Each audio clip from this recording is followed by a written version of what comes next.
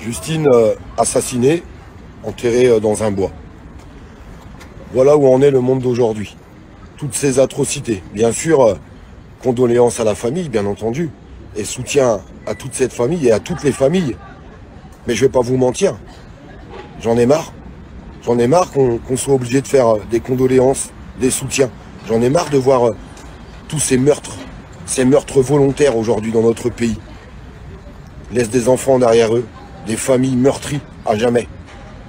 Où sont les sanctions, les vraies sanctions? Je suis désolé de vous le dire.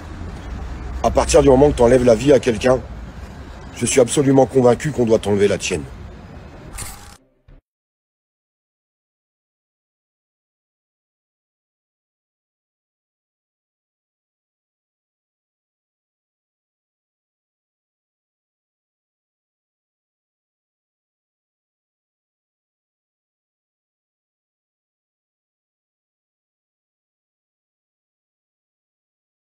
Eh, coucou, Olive! Ça Ouais. va? Il y a des gens qui vont être très étonnés de me voir sur ton live ce soir. Sauf qu'il y a beaucoup de personnes qui savent pas qu'on se parle depuis plus de 2 ans en fait. Ouais. J'avais reçu des messages à l'occasion là-dessus en disant mais tu te rends pas compte, parler à une personne comme ça. Écoute, il a payé sa dette, le monsieur Germain a payé sa dette à la société correctement. Il me semble quand même, Germain, on est d'accord là-dessus. Ouais. Euh, non, mais Là, il faut moi, savoir le j'étais. dire par rapport à ce déferlement médiatique qu'il y a pu avoir. Demandons le rétablissement de la peine de mort à partir du moment qu'un meurtre est commis volontairement. Payer sa dette, le monsieur Germain a payé sa dette à la société correctement. Alors tu te dis vouloir rassembler. Moi j'ai envie de dire, dis-moi qui tu fréquentes et je te dirai qui tu es. Si certains dénoncent que tu es de l'extrême droite,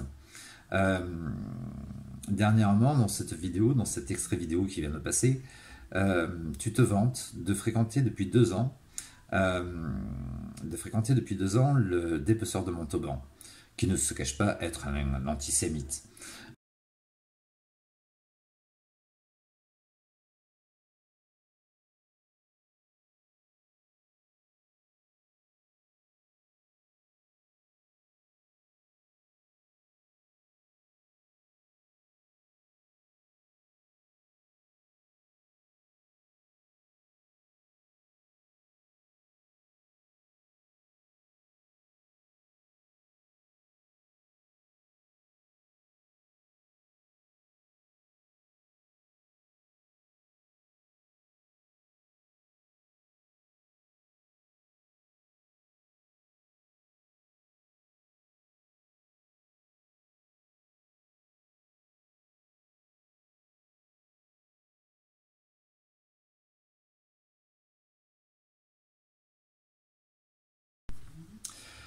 Tu voudrais le rétablissement de la peine de mort. Dans les années 70, à Marseille, il y a eu l'affaire du pullover rouge, l'affaire de Christian Ranucci. Une gamine a été trouvée morte dans une champignonnière à proximité de Marseille. Dans l'affaire, il y a pas mal de zones d'ombre. Et on ne saura jamais si Christian Ranucci, qui a été l'avant-dernier condamné à mort en France, guillotiné, si c'était réellement lui le coupable. Et on ne peut pas revenir en arrière. Après, il y a eu aussi l'affaire Omar Haddad. Omar Haddad qui avait été soupçonné et emprisonné pour le meurtre de Madame le Marshal. La peine de mort n'existait déjà plus et on a pu le sortir de prison. Il a été innocenté et même indemnisé pour la peine de prison qu'il a eue. Mais heureusement qu'il n'a pas été exécuté parce qu'on n'aurait pas pu revenir en arrière. Il y a combien d'affaires comme ça où des innocents ont été emprisonnés ou guillotinés. Nous avons un avocat qui est extrêmement célèbre, qui a été considéré comme le meilleur pénaliste de France. Un avocat tellement célèbre que personne ne peut l'ignorer, parce qu'il est devenu garde des Sceaux. Mais à l'époque où il était avocat, il disait de la justice: ceux qui ont encore confiance dans la justice ne la connaissent pas. Il s'agit ni plus ni moins que notre garde des Sceaux, Éric Dupond-Moretti. Ensuite, il y a un avocat de Marseille Un avocat de Marseille qui dit « Les juges ne rendent pas justice, ils la gardent ».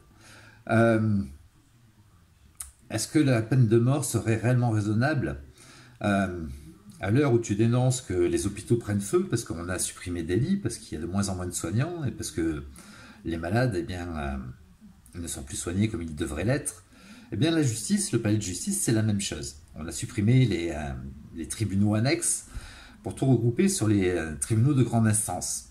Il y a moins de personnel et puis on condamne à la chaîne. On ne fait plus du cas par cas. Il faut aller vite parce qu'il y a de nombreuses affaires à traiter. Et donc c'est de la chaîne, c'est de l'abattage. Est-ce que tu penses que le rétablissement de la peine de mort serait raisonnable?